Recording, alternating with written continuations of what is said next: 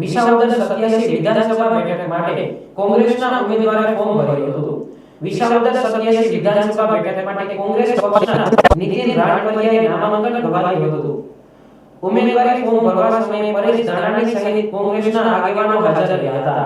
તેમજ કોંગ્રેસ પાર્ટીના સમર્થકો અને ટેકેદારોની હાજરીમાં ફોર્મ ભર્યું હતું।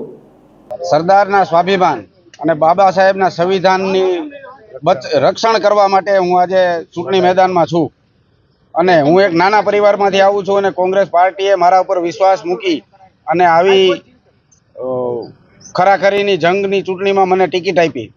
આપ અને ભાજપ એ લોકો પાસે સ્થાનિકમાં કોઈ ઉમેદવાર નહોતો, એને કોઈ ઉમેદવાર જડ્યો નહીં। એ લોકો એવું માને છે કે વિસાવદરની ભાજપ અને આપને વાંજણી માને છે। એ લોકો એની પાસે કોઈ સ્થાનિક ઉમેદવાર લડી શક્યો તેવો નહોતો, ત્યારે કોંગ્રેસ પાર્ટીએ મને અહીંયા સ્થાનિકમાંથી મારી પસંદગી કરી છે। તો વિસાવદર વિધાનસભાની જનતા બહુ શાણી છે અને ખબર છે આયાથી ઉમેદવારને એ લોકો સ્વીકારતા નથી ક્યારેય। તો 19 તારીખે મારા પંજાના નિશાન ઉપર વિસાવદરની જનતા જંગી બહુમતીથી મતદાન કરી અને મને વિજય બનાવશે એવો મને ભરોસો છે।